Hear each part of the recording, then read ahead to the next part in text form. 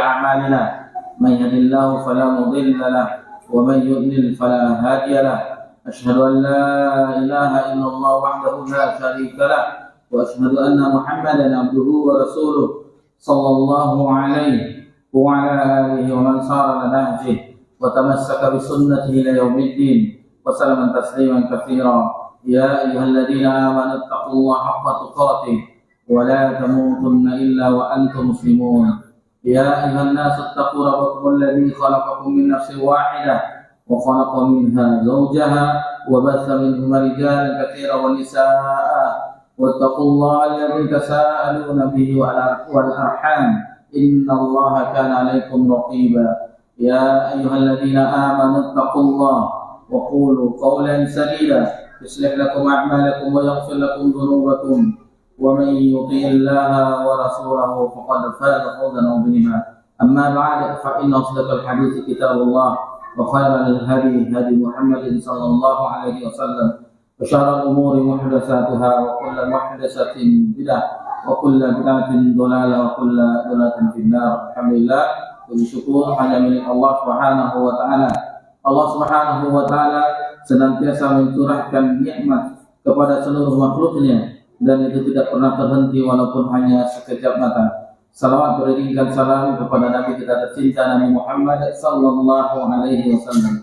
Ikhwan fillah, a'azakumullah. Alhamdulillah, di malam ini kita diperjumpakan di tempat yang mulia setelah kita beribadah fardu salat maghrib berjamaah menunggu azan isya. Kita sejenak mempelajari salah satu bidang di dalam agama kita, yaitu masalah akidah yang sahihah yang diajarkan oleh Nabi sallallahu alaihi wasallam kepada para sahabat. Dan itu juga yang kita pelajari insyaallah, akidah yang benar yang bersumber dari firman Allah Subhanahu wa taala dan hadis-hadis Nabi sallallahu alaihi wasallam yang dipahami oleh generasi salafus saleh, generasi terbaik dari umat ini. Dan kenapa kita tidak harus bersyukur kepada Allah? Allah banyak memberikan kita nikmat yang tanpa kita sadari, tanpa kita minta dalam doa, Allah tetap beri. Seperti bangunnya kita dari tidur, seperti kita diberi makan dan minum pakaian oleh Allah Subhanahu wa taala, seperti udara. Tidak ada yang berdoa di antara kita, ya Allah berikanlah oksigen, kecuali yang sakit. Orang yang sakit baru ditambah bantuan pernafasan oksigen. Tapi dalam doa kita tidak pernah minta. Banyak nikmat-nikmat yang tidak kita minta, tetapi Allah senantiasa memberi. Hatta terhadap orang yang tidak beriman, orang yang kafir kepada Allah tetap berikan nikmat untuk kelangsungan hidup. Juga makhluk-makhluk Allah yang lain, hewan-hewan, tumbuh-tumbuhan, Allah berikan semuanya. Dan itulah Allah Rabbul Alamin, Rabb semesta alam. Jadi di antara bentuk syukur seseorang yaitu di dalam ibadah. Contoh seperti sholat kita tadi, setelah kita sholat berjamaah, setelah takbiratul ihram, apa yang terdengar bacaan jaharnya? Alhamdulillahirabbil, memuji Allah. Perhatikan di sini alhamdu bukan asyukru, bukan asyukru lillah, tetapi alhamdu. Ini khusus bagi Allah. Keistimewaan pujian yang khusus bagi Allah, tidak boleh ikut disertakan yang lain. Lillah bagi Allah. Rabb adalah pengatur alam semesta yang memberikan rezeki, yang menghidupkan, mematikan segalanya, yang berkuasa. Alamin adalah selain Allah. Seluruh ciptaan Allah adalah alam dan kita termasuk bagian dari alam. Alamin. Jadi Rabb seluruh alam, seluruh yang ada di langit dan bumi, Allah lah Rabbnya, yang menciptanya, yang mengaturnya, yang memberi rezeki dan seterusnya. Kemudian setelah itu masih di sholat, mana pujian yang kita jumpai di dalam sholat? Ketika bangkit dari rukuk, ketika kita i'tidal, apa kata imam? Sami'allahu liman hamidah. Ini hamd. Allah mendengar orang yang memujinya. Pujian yang tadi di awal di surah Al-Fatihah. Kemudian apa jawaban kita, makmum? Rabbana lakal hamd, atau Rabbana walakal hamd, atau Allahumma Rabbana walakal hamd.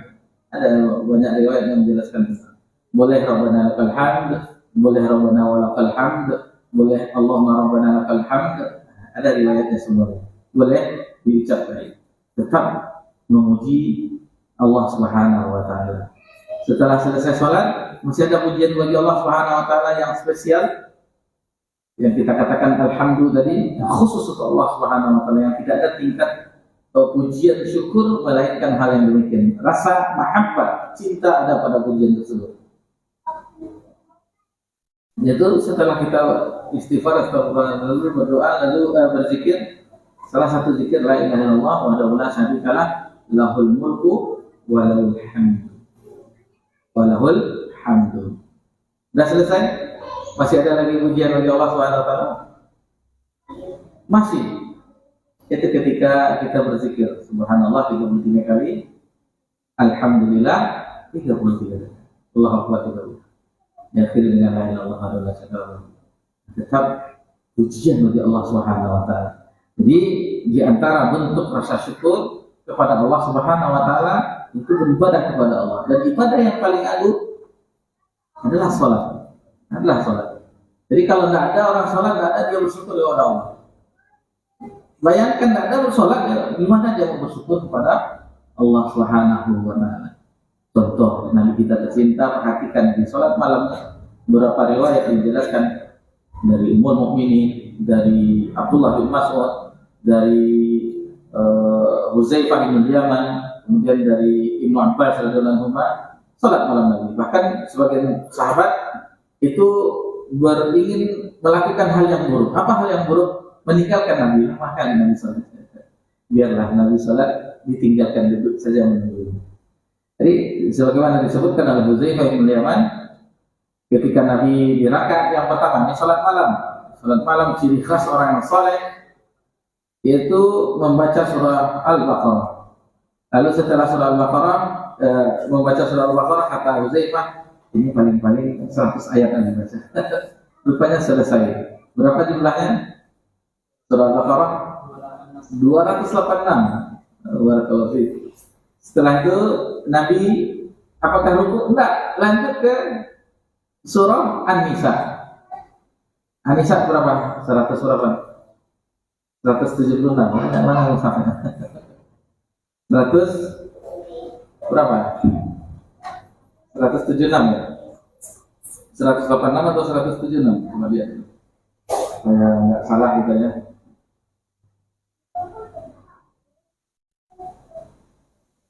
An-Nisa. Jadi Nabi lewatkan surah Al-Imran. 176 ya? 176. Belum selesai lagi. Tadi sudah disebutkan 176 lagi kan. Nah, setelah itu Nabi ruku. Enggak. Nabi baca Al-Imran. Al-Imran berapa? 200. Itu indahnya pokoknya. 200. Jadi 286 tambah 200 tambah 176. Mana kalkulator? 6.672 ya. 286 tambah 200 tambah 176. Lebih kurang lah 672 ayat. Bayangkan lamanya Nabi SAW berdiri. Sehingga kata Ummul Mukminin Aisyah radhiyallahu anha, dan rukuk Nabi juga lama, sujud Nabi juga lama. Kata Ummul Mukminin Aisyah radhiyallahu anha, itu sampai tumit Nabi itu apa? Bengkak. Karena saking lamanya berdiri Nabi sallallahu alaihi wasallam. Lalu Nabi diperhatikan oleh Ummul Mukminin Aisyah radhiyallahu anha sebegitunya sampai menangis bermunajat kepada Allah di malam di mana manusia hanya dalam tidurnya. Lalu ditanyakan, apa? Bukankah engkau utusan Allah Subhanahu wa taala? Bukankah engkau telah diampuni dosa yang lalu yang akan datang? Kebaikan-kebaikan yang Allah berikan kepada Nabi sallallahu alaihi wasallam. Dijawab oleh Nabi, ya, benar. Lalu kata Nabi di akhir riwayat tersebut, afala akuna hamdan syukur. Bukankah selayaknya bagi itu menjadi hamba yang bersyukur? Nah, itu bukti syukur Nabi sallallahu alaihi wasallam dengan ibadah kepada Allah. Jadi kalau orang tidak beribadah kepada Allah, Anda bersyukur kepada Allah Subhanahu wa taala. Ya, alhamdulillah kita senantiasa beribadah kepada Allah sebagai bukti rasa syukur kita kepada Allah atas segala nikmat yang tidak bisa dihitung. Wa in ta'uddu ni'mat Allah la tuhsuha. Jika engkau menghitung nikmat Allah, saya tidak akan sanggup menghitungnya. Banyak nikmat Allah SWT. Dari anggota tubuh kita saja, perhatikan bagaimana dari ujung rambut sampai ujung kaki kita, nikmat Allah. Tangan kita, perhatikan orang yang stroke, nggak bisa bergerak lagi. Kita masih bisa bergerak, alhamdulillah, nikmat dari Allah SWT. Nah, jadi kita gunakanlah kesempatan tersebut untuk beribadah kepada Allah SWT, terutama nasihat semuanya ya, karena semuanya akan pasti meninggal, pasti mati semuanya. Bukan memandang umur, mentang-mentang sudah orang tua kita sepuh, udah ubanan, tidak semuanya, tidak tunggu tua. Yang mati itu sudah ditetapkan, dijaja jalur la yastaqdiruna sa'atan wala yastaqdimun. Jika ajal itu sudah sampai, maka tidak bisa dimajukan, tidak bisa pula dimundurkan sedetik pun, pas. Nah, jadi menjelang sisa-sisa usia kita, nasihat pribadi ya untuk diri sendiri dan semuanya kita, agar sisa-sisa umur kita untuk ketaatan kepada Allah. Mudah-mudahan yang sisa-sisa umur yang kita gunakan untuk ketaatan kepada Allah menghapuskan dosa-dosa kita yang lama semua itu, yang puluhan tahun yang lalu, yang masih apa namanya, masih menerjang batasan-batasan Allah SWT. Mudah-mudahan Allah ampuni. Karena al-hasanat yuzhibun as-sayyi'at. Karena kebaikan itu akan menghilangkan keburukan. Wa'at bis sayyidatul hasanah tampuha, dan iringilah perbuatan buruk itu dengan kebaikan, saya akan menghapusnya. Dengan itu kita tidak usahlah, kita sudah apa namanya, sudah belajar agama, tidak usahlah lihat yang lain. Lihatlah sahabat Nabi radhiyallahu anhu, apa keinginan mereka? Yaitu masuk surga bersama Nabi SAW, di dekat Nabi. Bagaimana mereka di dunia berdampingan dengan Nabi, hidup di dunia, mereka juga ingin berdampingan di akhirat. Contoh hadis dari sahabat yang mulia Rabi'ah bin Ka'ab al-Islami. Beliau pelayan Nabi SAW, mengambilkan wudhu Nabi SAW. Lalu beliau berpikir, kalau di dunia memang sudah dekat dengan Nabi, ini mendampingi Nabi SAW. Kalau di surga tak mungkinlah sama dengan Nabi. Nabi itu mati surga yang paling tinggi, yang istimewa khusus Nabi SAW. Lalu ketika setelah diambilkan wudhu Nabi SAW, bukti terima kasih Nabi SAW, minta apa yang kau minta? Apa permintaannya? Dia meminta agar nanti di akhirat di surga tetap berdampingan dekat dengan Nabi SAW. Lalu Nabi tawar, apakah ada yang selain itu? Apa kata Rabi'ah bin Ka'ab? Sudah itu saja ya Rasulullah. Cukup itu saja. Yaitu di akhirat masuk surga dekat dengan Nabi SAW. Itulah keinginan sahabat. Jadi tujuan mereka sudah jelas. Mereka tujuannya mencari ridha Allah, masuk surga dekat Nabi SAW, berdampingan dengan Nabi SAW. Itu tujuan hidup mereka, jelas. Nah, kita sudah mengkaji, harus tahu tujuan kita. Sebagaimana Nabi mendidik, mentarbiyah sahabat, itu tujuan kita. Berusaha untuk melakukan ketaatan kepada Allah, menjauhi segala kemaksiatan. Baik, ini sedikit mukaddimah. Mudah-mudahan mukaddimah ini membakar semangat kita di sisa-sisa umur kita. Dan tidak panjang umur Nabi Muhammad SAW. Baina Siti wasab'in, antara 60-70 tahun. Sedikit yang lebih dari itu. Untuk apa lagi kita untuk ini melihat kiri kanan lagi? Tujuan kita jelas, mempersiapkan husnul khotimah, mempersiapkan tempat terbaik di akhirat kelak. Nah, itu lagi, tidak usah yang lain-lain. Ikhwan ini dina'adakumullah, kita lanjutkan pelajaran kita, pembahasan syarah akidah Ahlussunnah wal Jamaah, masuk ke poin ke-41. Mu'allif penulis rahimahullah ta'ala menyebutkan bahwasanya Ahlussunnah adalah ahlul wasat. Apa itu ahlul wasat? Umat yang pertengahan di antara firqah-firqah yang menyimpang. Dan juga di pertengahan kalau kita perhatikan di dalam surah Al-Fatihah, ihdinas siratal mustaqim siratal ladzina an'amta 'alaihim apa? Dua. Ghairil maghdubi 'alaihim waladdallin. Bukanlah jalan orang-orang yang lurus itu jalan yang telah diberi nikmat. Siapa yang diberi nikmat oleh Allah? Ditafsirkan di ayat yang lain dalam surah apa? Ada yang dalam surah An-Nisa ya, 69 kalau tidak salah, bisa dilihat ayat 69. Di antaranya minan nabiyyin yang telah diberi nikmat oleh Allah dari golongan para nabi, wasiddiqin, orang-orang yang jujur, orang yang benar, wasyuhada, orang yang mati syahid, wassalihin, dan orang-orang yang mati syahid. Itu yang telah diberi nikmat oleh Allah. Nah, jalan itulah yang kita minta, jalan yang lurus.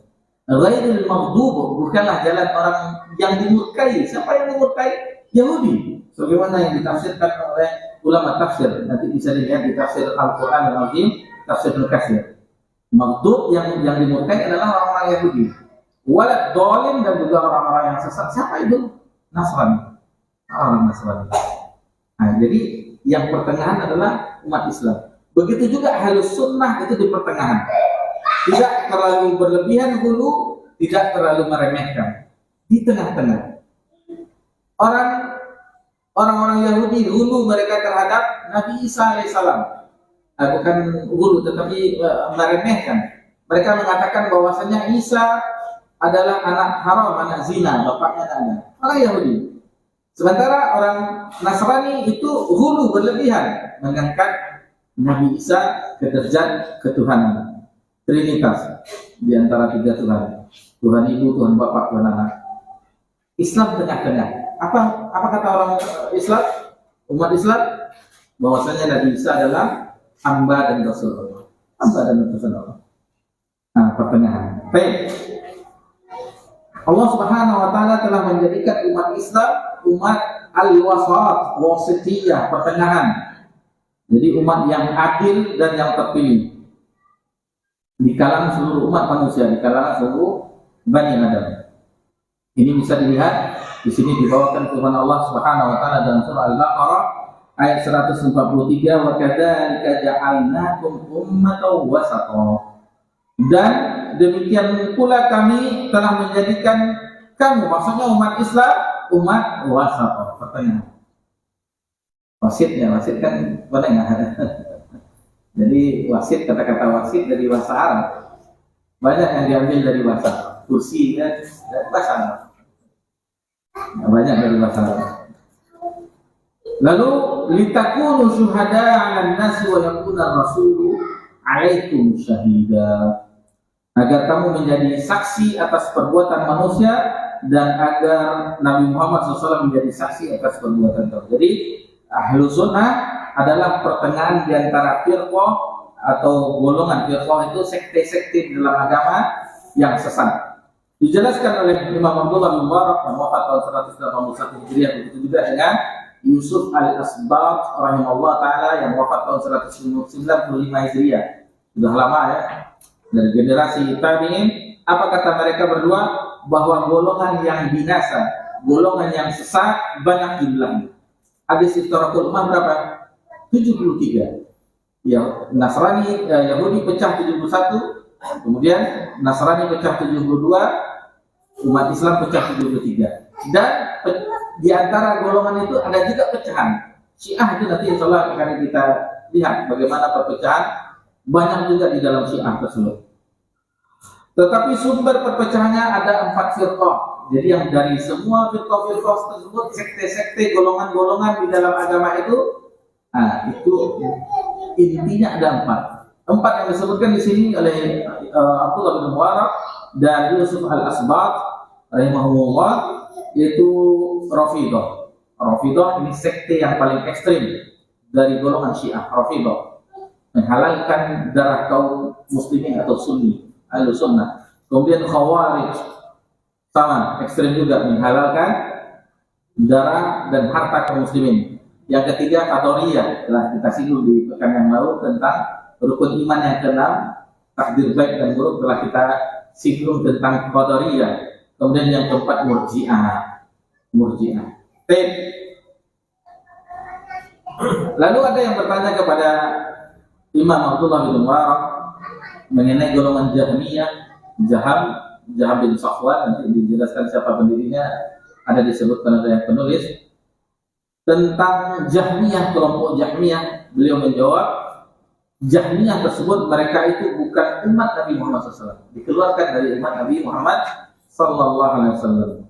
Sebagaimana disebutkan di dalam kitab Al-Ibanah an Syariatil Firqatin Najiyah wa Mujtabatu al-Firaq al-Manzumah. Ini diambil dari itu. Jadi muallif mengambil dari ada rujukannya, bukan perkataan beliau.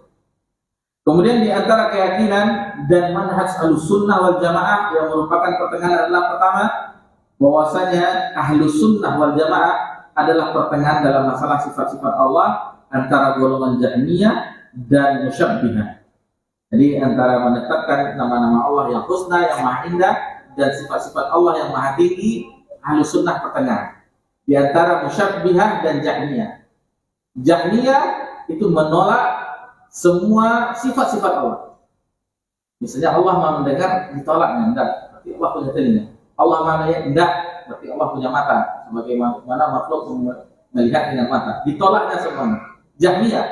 Adapun Musyabbihah, itu mengatakan bahwasanya Allah itu serupa dengan makhluk. Mata, tiada mata sama dengan makhluk, ini Musyabbihah. Sama ya, Musyabbihah. Jadi Jahmiyah ini aliran sesat dan dikafirkan oleh para ulama. Jadi kita mempelajari ini agar kita menjauhi. Sebagaimana kata para sahabat, Uzaifah bin Yaman, apa kata beliau? Yas'alun nas 'anil khair. Manusia bertanya kepada Nabi SAW, sahabat, tentang kebaikan. Walakinni akan tetapi itu bertanya tentang syarr, tentang keburukan. Apakah mengamalkan keburukan itu? Kata Uzaifah, enggak, agar terhindar dari keburukan tersebut. Jadi kita mempelajari ini bukan untuk menuduh orang, oh, kamu kafir, kamu ini, kamu syirik, kamu ini, enggak. Tetapi agar kita terjauh dari perbuatan tersebut. Ini tujuannya. Jadi kita mempelajari keburukan bukan untuk mengamalkannya atau menuduh kaum muslimin dengan hal yang demikian, tetapi agar kita terhindar dari keburukan tersebut. Nah, ini yang kita mempelajari ini. Jadi Jahmiyah aliran sesat yang dikafirkan oleh ulama. Ulama bukan ulama yang menghukumi. Aliran Jahmiyah itu berada pada akhir masa Bani Umayyah. Kenapa dikatakan Jahmiyah? Itu dinisbahkan ke pendirinya. Pendirinya adalah Abu Mahraz Jaham bin Safwan At-Tirmizi yang akhirnya dieksekusi oleh Khalifah, dibunuh pada tahun 128 Hijriah. Ini dekat masanya dengan, bahkan masih hidup 128. Nah, ini generasi tabi'in, sesudah zaman sahabat. Karena setelah 100 tahun itu tidak ada lagi sahabat yang hidup. Dan di antara pokok pikiran aliran Jahmiyah ini adalah mengingkari nama-nama Allah dan sifat-sifat Allah Azza wa Jalla, yang mana mereka mengatakan Al-Quran itu adalah makhluk. Sementara Ahlussunnah mengatakan Al-Quran apa? Kalamullah, firman Allah Subhanahu. Mereka mengatakan Al-Quran itu makhluk ciptaan Allah. Bahwa iman itu hanya sekedar mengenal Allah Subhanahu wa taala. Itu Jahmiyah. Mereka berkeyakinan bahwa surga dan neraka itu fana, akan binasa dan lain-lain. Ini pemikiran dari Jahmiyah. Adapun Musyabbihah itu aliran sesat yang termasuk ahlul bid'ah. Mereka menyamakan atau menyerupakan atau menyifatkan Allah dengan sifat makhluknya, sebagaimana kita singgung tadi. Jadi termasuk golongan tamsil, diantaranya yang pecahan dari Syiah, yaitu Jawaliyah. Apa itu Jawaliyah? Itu pecahan dari Syiah Musyabbihah yang didirikan oleh Hisham bin Salim Al-Jawalaki. Itu makanya dinisbahkan ke nama pendirinya, Jawaliyah. Kemudian Hishamiyah, itu sama juga sekte Syiah, itu yang didirikan oleh Hisham bin Al-Hakim dan juga didirikan oleh pendiri Jawaliyah, Hisham bin Salim Al-Jawalaki. Kemudian Jawaliyah, apa itu Jawaliyah?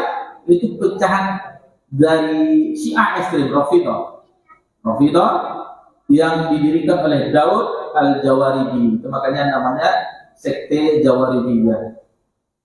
Sedangkan pandangan Ahlussunnah tentang sifat Allah, yaitu yang telah kita singgung di pembahasan asma wa sifat, yang Allah menyebutkan tentang dirinya di dalam firman-Nya dalam Al-Quran, maka kita imani sesuai dengan kebesaran dan keagungan Allah Subhanahu wa taala tanpa ditolak. Tanpa disamakan dengan makhluk, sesuai dengan kebesaran dan keagungan Allah Subhanahu wa taala. Kemudian apa lagi? Sesuai dengan pembahasan tauhid asma wa sifat tentang sifat Allah. Sifat Allah itu adalah banyak ya, tidak terhingga. Ini harus kita yakini. Begitu juga apa yang disampaikan oleh Nabi sallallahu alaihi wasallam. Nabi mengabarkan tentang Allah, maka kita tetapkan sesuai dengan kebesaran dan keagungan Allah Subhanahu wa taala. Kemudian yang kedua, Ahlus Sunnah pertengahan antara aliran Jabariyah dan Qadariyah dalam masalah af'alul ibad, tentang perbuatan hambanya. Jadi Jabariyah adalah aliran sesat. Apa itu dari Jabar? Jabar yaitu dipaksa. Jadi manusia itu dalam segala perbuatannya, gerak-geriknya itu tidak memiliki kekuasaan. Itu dipaksa oleh Allah. Seperti boneka, Allah menggerak-gerakkan. Dipaksa. Tidak ada berkuasa manusia dengan perbuatannya.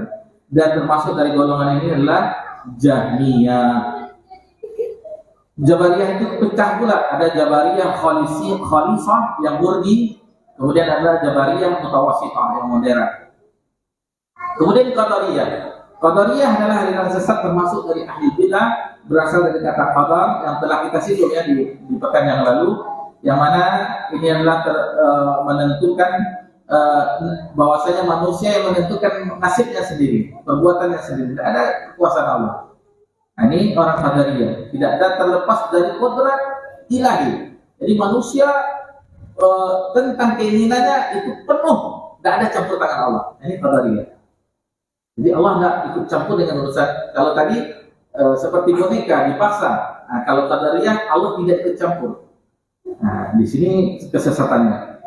Adapun pandangan Sunnah, nah, jadi yang ikut tentang pemahaman ini adalah Qadariyah. Qadariyah ini adalah Mu'tazilah. Nanti Mu'tazilah akan kita ketahui siapa itu Mu'tazilah. Bayangkan berguru dengan Hasan al-Basri.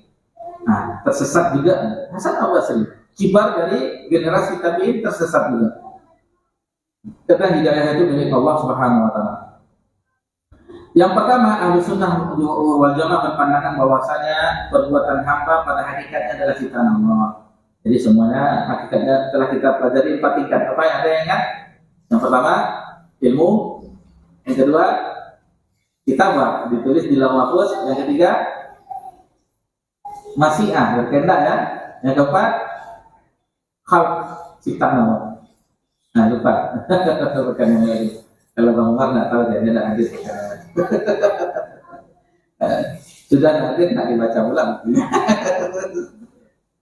Kemudian yang kedua, yaitu melaksanakan perbuatan tersebut adalah hamba itu sendiri secara hakiki. Jadi kan kita yang berkehendak. Kita mau minum, ya kan kita. Nah, jadi itu kita mau maling, kan kita. Jadi semuanya atas persetujuan Allah. Ada yang Allah redai, ada yang tidak Allah redai. Nah, kalau berbuat taat berarti Allah redha. Adapun maksiat itu memang dari izin Allah, yang apa namanya menyetujui, tetapi Allah tidak mencintai, membenci. Paham ya, insyaallah ya. Kemudian yang ketiga, seorang hamba mempunyai kekuasaan atau kemampuan untuk melaksanakan perbuatannya secara hakiki dan mempunyai pengaruh atas kejadian perbuatan.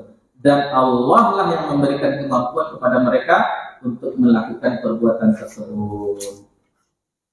Kemudian Imam Abu Utsman As-Sabuni yang wafat tahun 449 Hijriah berkata, pemahaman Ahlus Sunnah wal Jamaah adalah keyakinan bahwa perbuatan hamba adalah ciptaan Allah dan mereka tidak ada yang membantah serta tidak ada keraguan sedikit pun.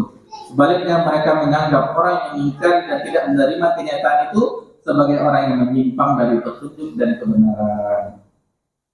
Kemudian yang ketiga, pertengahan yang Ahlus Sunnah pertengahan dalam masalah ancaman Allah di antara Murji'ah dan Wa'idiyah dari kalangan Qadariyah dan selain mereka. Apa itu Murji'ah? Kelompok Murji'ah, aliran Murji'ah itu aliran sesat yang termasuk ahli bidah. Berasal dari kata-kata irja. Apa itu irja? Yaitu pengakhiran.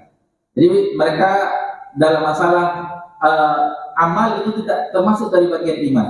Jadi suatu dosa itu tidak membahayakan selama ada iman. Nah, ini sebagaimana katakan tidak berguna selama ada kekafiran. Jadi menurut mereka amal termasuk dalam kriteria iman, serta iman tidak bertambah dan tidak pula berkurang. Nah, sementara sunnah apa iman?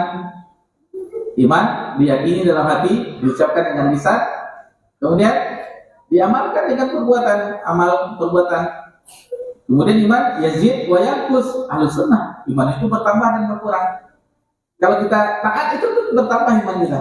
Kalau kita malas-malasan iman berkurang. Kan terasa kan? Coba sedang semangatnya tuh tanggung-tanggung sholat malam itu. Jam setengah 4 dah bangun, jam 3 dah bangun. Jam 11 rakaat ya sholat malamnya. Saking semangatnya.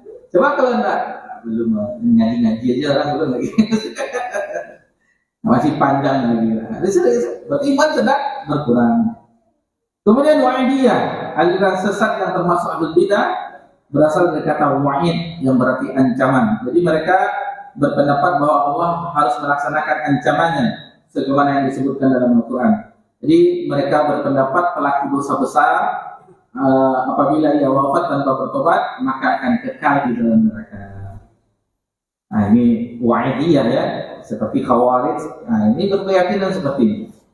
Sementara pada Ahlus Sunnah wal Jamaah apa? Setiap orang muslim yang berdosa besar akan mendapat ancaman neraka jika dia tidak bertobat. Jika Allah menghendaki, dia akan mengampuninya, dan jika Allah menghendaki, dia akan menyiksanya di dalam neraka, akan tetapi tidak kekal di dalam neraka.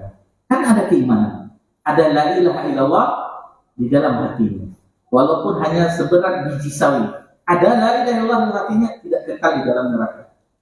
Nah, inilah bagaimana keistimewaan la ilaha illallah. La ilaha illallah. La ma'budu bihaqqin illallah. Tidak ada sesembahan yang hak kecuali Allah. Selain dari Allah berarti batil, berarti salah. Kemudian keempat, Ahlus Sunnah pertengahan dalam nama-nama iman dan agama, antara golongan Haruriyah dan Mu'tazilah, serta antara Murji'ah dan Jahmiyah. Apa itu Haruriyah? Haruriyah itu berasal dari Harura, itu nama daerah di Kufah. Haruriyah, jadi itu termasuk bagian dari sekte Khawarij. Jadi zaman Ali bin Abi Thalib sudah ada, dan mereka, menurut mereka pelaku dosa besar adalah kafir dan di akhirat kekal di dalam neraka. Kemudian Mu'tazilah adalah aliran yang tersesat. Siapa pendirinya? Wasil bin Atha dan Amr bin Ubaid. Dikatakan Mu'tazilah, mereka itu memisahkan diri, memisahkan diri dari kelompok kajian Hasan Al-Basri rahimahullah. Ini Hasan Al-Basri itu gurunya siapa? Siapa guru utamanya Hasan Al-Basri? Siapa? Gurunya adalah Abdullah bin Abbas. Abdullah bin Abbas siapa gurunya? Nabi Muhammad SAW. Bayangkan, masih bisa juga orang tersesat. Nah, ini bayangkan, hidayah itu besar, mahal. Jadi ketika kita sudah mengenal hidayah tersebut, maka bersyukurlah kepada Allah. Jadi hidayah manhaj salaf itu hidayah yang sangat besar. Betapa banyak orang yang Islam tetapi tidak mengetahui tata cara beragama yang benar, sesuai dengan guru mereka, sesuai dengan kelompok mereka, sesuai dengan pendiri tarikat-tarikat mereka, sesuai dengan hawa nafsu mereka. Kalau kita tidak, kalau Al-Quran dan Sunnah di atas pemahaman Abu Bakar, di atas pemahaman Umar, di atas pemahaman para sahabat radhiyallahu anhum, kemudian dari generasi tabi'in dan tabi'in. Kita kembali ke pangkalnya, ke asal muasalnya. Baik. Jadi orang tersebut Mu'tazilah, mereka mengatakan orang-orang yang pelaku dosa besar itu antara iman dan kafir. Manzilah bainal manzilatain. Jadi di antara mereka dikatakan mukmin juga tidak, dikatakan kafir juga. Jadi di tengah-tengah. Tidak ada istilah ini khusus untuk orang Mu'tazilah. Adapun menurut Ahlussunnah, ini Ahlussunnah yang benar, pelaku dosa besar dari kaum muslimin masih tetap disebut mukmin karena imannya. Hanya saja dia fasik melakukan dosa karena perbuatan dosa besarnya. Atau dikatakan dia mukmin yang kurang imannya, Sedangkan urusannya di akhirat apabila belum bertobat adalah terserah Allah. Jika Allah mengendaki akan Allah siksa, dan jika Allah memberikan ampunan maka Allah beri ampunan. Apa ayat dalilnya? Dalam surah Nisa ayat 4, ayat 48 dan 116, innallaha la yaghfiru an yushraka bihi wa yaghfiru ma duna dzalika liman yasha. Sesungguhnya Allah tidak mengampuni dosa syirik yang wafat dengan membawa dosa syirik yang meninggal dan mengampuni dosa selain syirik terhadap siapa yang diinginkan oleh Allah. Itu terserah Allah. Tapi kalau syirik, tidak ada ampunan dari Allah. Selain syirik itu terserah Allah. Allah akan azab atau Allah akan ampuni. Kemudian yang kelima, yang terakhir, Ahlussunnah juga pertengahan antara golongan Rafidhah dan Khawarij dalam masalah sahabat Nabi. Rafidhah adalah aliran sesat termasuk al-bidah, berasal dari kata Rafadhah. Apa itu Rafadhah? Itu menolak. Jadi sekte Syiah itu menolak berlebihan khususnya terhadap Abu Bakar dan Umar. Nah, yang sebenarnya setelah pengganti Nabi itu Ali bin Abi Thalib, kata mereka. Jadi mereka banyak penyimpangnya, yang jelas bahwasanya mereka adalah buatan dari orang Yahudi. Siapa pendirinya? Abdullah bin Saba al-Yahudi. Nah, ini buatan dari orang Yahudi. Dari dalam, merusak Islam dari dalam. Syiah. Pusatnya di mana? Pusatnya di mana? Iran pusatnya. Ketika Khomeini berkuasa tahun berapa? Tahun 79 ya. Berapa ada yang masih hidup orang tua kita?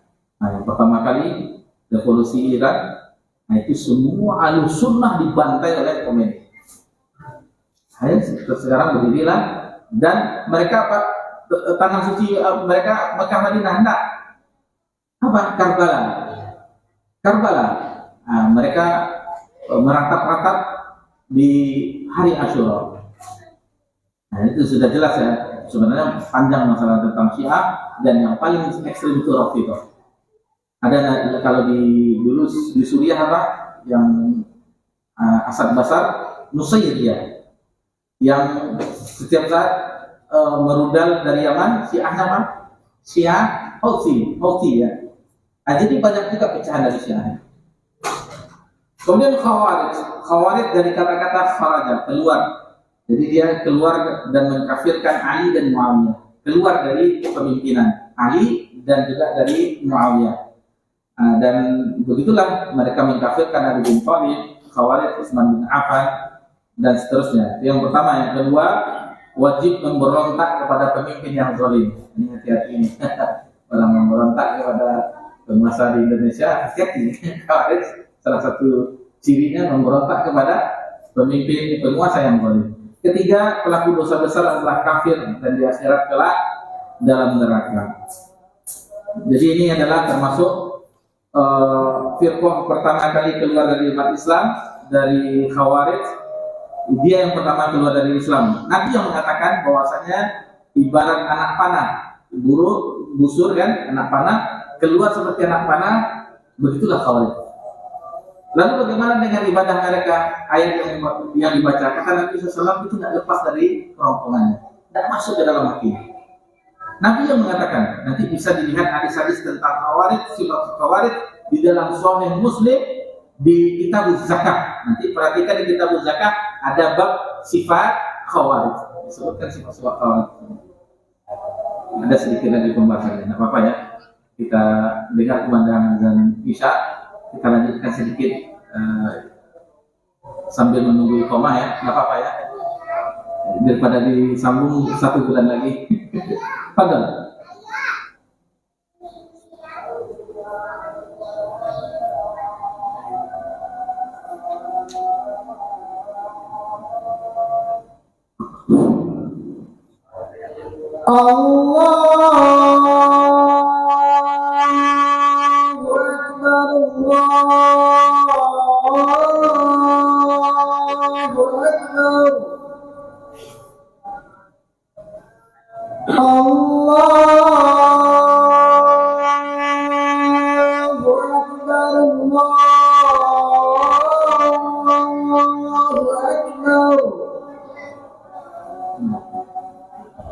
Ashhadu an la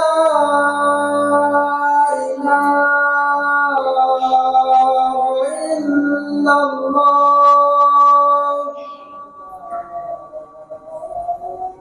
Asyhadu an la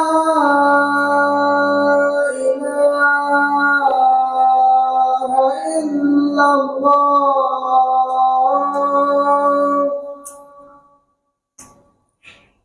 Asyhadu anna Muhammadar Rasulullah.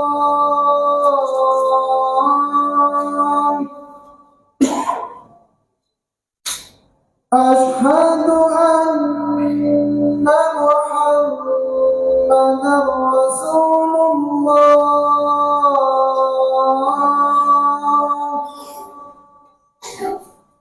Hayya 'ala shalah.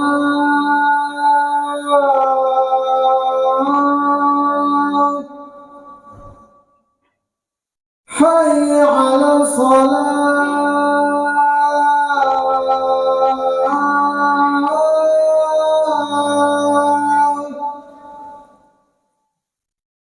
Hayya 'alal falah.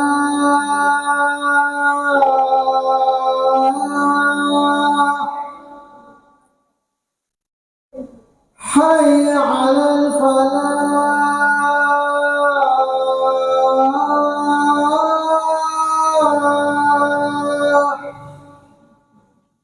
Allahu Akbar, Allahu Akbar. La ilaha illallah.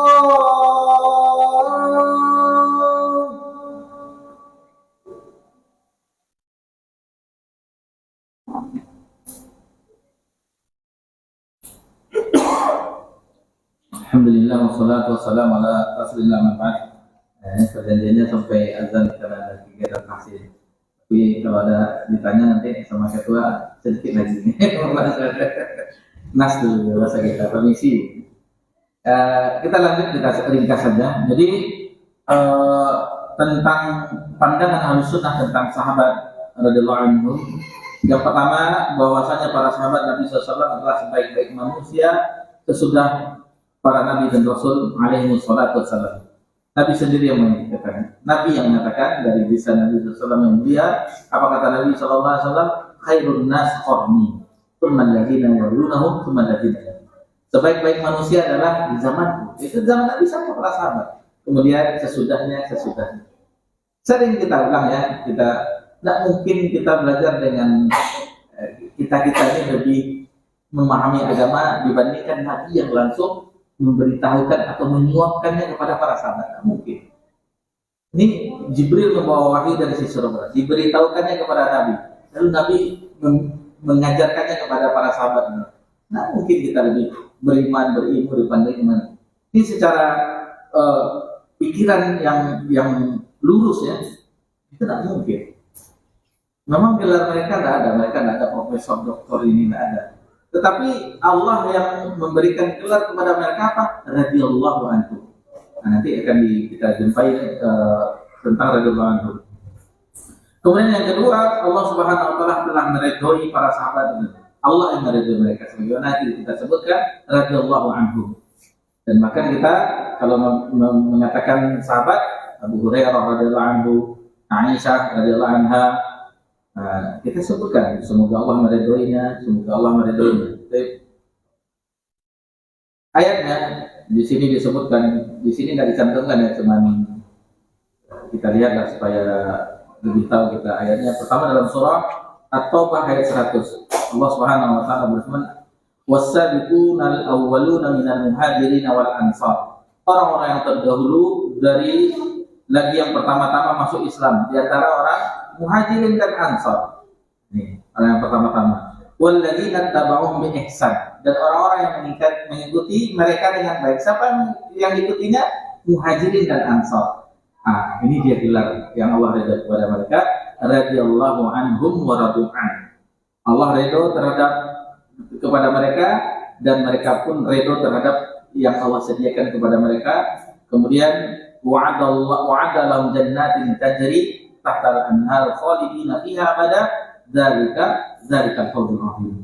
Jadi mereka karena keridhaan Allah mendapatkan yang disediakan surga-surga yang mengalir sungai-sungai di dalamnya. Mereka kekal di dalamnya selama-lamanya. Apa akhir dari ayat tersebut? Zalikal fawzul azim. Itulah kemenangan yang besar. Kemudian dalam surah Al-Fat ayat 18, laqad radiyallahu 'anil mu'minina iz yubay'unaka tahta asy-syajarah. Jadi sesungguhnya Allah telah ridho terhadap orang mukmin ketika mereka berjanji setia kepadamu di bawah pohon. Ini ketika apa kejadiannya? Ketika perjanjian Hudaybiyah. Fa'alima ma fi qulubihim fa anzala sakinata 'alaihim wa atabahum fathan qariba. Maka Allah mengetahui apa yang ada di dalam hati mereka, lalu menurunkan ketenangan atas mereka dan memberikan balasan kepada mereka dengan kemenangan dengan waktu yang dekat. Kemudian apa lagi? Yang ketiga, Allah Subhanahu wa taala memuji para sahabat radhiyallahu anhum, mengampuni dosa-dosa mereka dan menjanjikan mereka dengan surga. Di sini disebutkan oleh penulis dalam surah Al-Fat ayat 29, dalam surah At-Taubah ayat 100 tadi sudah kita singgung ya. Kemudian dalam surah Al-Hadid ayat 10. Dalam surah Al-Fat ayat yang ke-29 itu ayat yang terakhir ya, Muhammadur Rasulullah. Muhammad itu adalah utusan Allah. Walladzina ma'ahu asyiddau 'alal kuffar, dan orang-orang yang bersamanya yang sangat keras terhadap orang. Siapa yang bersamanya? Para sahabat radhiyallahu anhum. Ruhama'u bainahum, dan saling kasih sayang terhadap sesama mereka. Tarahum ruk'an sujadau yatabu fadlan min Allah wa ridwana. Kemudian kamu lihat bekas sujud ya, bekas sujud. Kamu lihat mereka ruku dan sujud mencari karunia Allah dan keridhaannya. Ya batagu min Allah ya fadlan min Allah wa ridwana. Simahum fi wujuhihim min athari sujud. Ini dia. Jadi pada wajah mereka, muka mereka itu tampak bekas sujud. Bekas sujud ketika beribadah kepada Allah, dan kamathum fil Taurat wa mathum fil Injil. Dan demikianlah sifat-sifat mereka yang terdapat di dalam Taurat, begitu juga yang terdapat di dalam Injil. Kazar'in akhraja syata'ahu fa'azarahu fastaghazlaza fastawa 'ala suqihi yu'jibu az-zurra'a li ghairihi wal kuffar wa 'adallahu alladziina aamanu wa 'amilus shalihati minhum maghfiratan wa ajran. Di sini diambil ampunannya, maghfiratan wa ajran 'azima. Jadi diibaratkan, apa yang diibaratkan, yaitu seperti tanaman yang mengeluarkan tunasnya. Maka tunas itu menjadi tanaman yang kuat, lalu menjadi besarlah dia dan tegak lurus di atas pokoknya. Tanaman itu menyenangkan hati penanam-penanamnya karena Allah hendak menjengkelkan hati orang-orang kafir. Allah menjanjikan kepada mereka apa? Orang beriman tersebut, yaitu dengan mengerjakan amal soleh, di antara mereka mendapatkan ampunan dan pahala yang besar. Kemudian dalam surah At-Taubah ayat 100 tadi juga disebutkan yang telah kita bacakan tadi ya, dalam surah At-Taubah, wasabiquna al-awwaluna minal muhajirin wal ansar. Kemudian di ayat yang lain dalam surah Al-Hadid ayat yang 10, wa ma lakum alla tunfiqu fi sabilillah walillahi mirathus samawati wal ardh. Dan mengapa kamu tidak menafkahkan sebagian hartamu pada jalan Allah? Padahal Allah lah yang mempunyai langit dan bumi. La yastawi minkum man anfaqa min qabli al-fath wa qatal. Jadi tidaklah sama di antara kamu orang yang menafkahkan hartanya yang berperang sebelum Fath atau Mekah, maksudnya penaklukan kota Mekah. Wa qatala ulaika 'azama darajatan minal ladzina anfaqu min ba'du wa qatalu kulla wa'adallahu al-husna wallahu bima ta'maluna khabir. Mereka lebih tinggi derajatnya daripada orang-orang yang menafkahkan hartanya dan yang berperang sesudahnya, maksudnya di Fathu Mekah. Allah menjanjikan kepada masing-masing mereka balasan yang baik dan Allah mengetahui apa yang mereka kerjakan. Kemudian yang keempat disebutkan di sini tentang ahli sunnah terhadap sahabat Nabi, tidak boleh mencaci para sahabat radhiyallahu anhum, tidak boleh menyebutkan kejelekan mereka, bahkan dianjurkan untuk mendoakan dan ampunan mereka. Disebutkan di sini di dalam surah Al-Hasyr ayat yang ke-10, walladzina ja'u min ba'di yaquluna rabbana ighfir lana wa li ikhwanina alladzina sabaquna bil iman wa la taj'al fi qulubina ghillan lil ladzina amanu Rabbana innaka ra'ufur rahim. Jadi dan orang-orang yang sesudah mereka, yaitu dari golongan Muhajirin dan Ansar, sesudah Muhajirin dan Ansar, mereka berdoa. Apa doa mereka? Rabbana ighfir lana wa li ikhwanina alladzina sabaquna bil iman. Ya Rabb kami, beri ampunlah kami dan saudara-saudara kami yang telah beriman lebih dahulu. Kemudian yang wala taj'al fi qulubina ghillan lil ladzina amanu rabbana innaka ra'ufur rahim. Kemudian di doanya lanjutannya, dan janganlah engkau membiarkan kedengkian dalam hati kami terhadap orang-orang beriman. Ya Rabb kami, sesungguhnya engkau Maha Penyantun lagi Maha Penyayang. Lalu terakhir kita bawakan hadis yang larangan untuk mencela sahabat. La tasubbu ashabi. Janganlah kalian mencaci sahabatku, kata Nabi SAW. Falau anna ahadakum anfaqa mithlu Uhud. Jika engkau menafkahkan sebesar gunung Uhud zahaba. Kita mengetahui gunung Uhud, kalau kita bagi yang pernah haji dan umroh, betapa besarnya ya, tinggi, besar. Nah, segitu emas seperti gunung Uhud atau bukit Uhud diinfakkan. Ma balagha muddan ahadin wala nasifa. Dibandingkan dengan infak satu mud sahabat. Satu mud adalah 2 genggaman orang dewasa. Nah, sahabat berinfak satu mud emas, kita satu Uhud ya. Itu lebih besar ganjaran para sahabat. Bahkan tidak pula dari separuh. Inilah sahabat utamanya. Lalu ada ungkapannya, pujian-pujian. Sejenak mereka bersama Nabi SAW itu lebih baik daripada 40 tahun ibadah kita. Bayangkan, mereka bersama Nabi SAW. Sejenak dengan Nabi SAW itu lebih baik daripada ibadah kita 40 tahun. Lalu bagaimana dengan pengorbanan mereka? Bagaimana mereka mendampingi Nabi SAW dalam suka dan duka? Seluruhnya mereka korbankan jiwa raga mereka bersama Nabi SAW untuk agama Allah Subhanahu wa Ta'ala. Dan berkat mereka lah apa yang disampaikan, diwariskan oleh Nabi SAW turun kepada mereka, diturunkan ke generasi berikut, dan sampailah sekarang. Alhamdulillah, nikmat dari Allah Subhanahu wa Ta'ala. Itu makanya terang benderang bagi kita ketika kita mempelajari agama Allah. Inilah agama yang hak, yang tidak ada dicampur-campur lagi dari pemikiran, dari ini, dari semuanya. Yang kita berusaha sebagaimana di zaman Nabi Sallallahu Alaihi Wasallam. Nah, nampaklah cerah agama, lemah lembut agama tersebut, indahnya ibadah terhadap. Itu makanya kata ulama bahwasanya sebaik-baik yang didengar itu adalah, dan sebaik-baik yang diucapkan, dan sebaik-baik yang menyedapkan pandangan mata itu ilmu. Apa ilmu? Yang disampaikan yang hak ya, yang hak, ilmu yang hak. Itu akan enak didengar, sedap pandangan mata, dan sebaik-baik yang diucapkan. Itu tidak ada ruginya kita di majelis ilmu. Alhamdulillah, berapa hari? Senin, Rabu, Kamis, Sabtu ya, kajian di musola kita. Nah, 4 pekan dalam 4 kali dalam sepekan. Alhamdulillah, nikmat dari Allah Subhanahu wa Ta'ala. Belum dari tempat-tempat yang lain. Alhamdulillah, sepatutnya bagi kita mensyukuri nikmat ini, dan itulah akidah Ahlussunnah wal Jamaah yang pertengahan. Mudah-mudahan kita memahaminya, bahwasanya setiap yang kebenaran itu berada di antara 2 kesalahan. Sebagaimana tadi Shiratal Mustaqim dari maghdubi alaihim. Yang ini terlalu berlebihan, yang ini selalu menyepelekan. Yang pertengahan itulah yang hak. Baik, mohon maaf jika ada kesalahan. Insyaallah kita sambung 1 bulan lagi. 1 bulan lagi. Lebih kurang.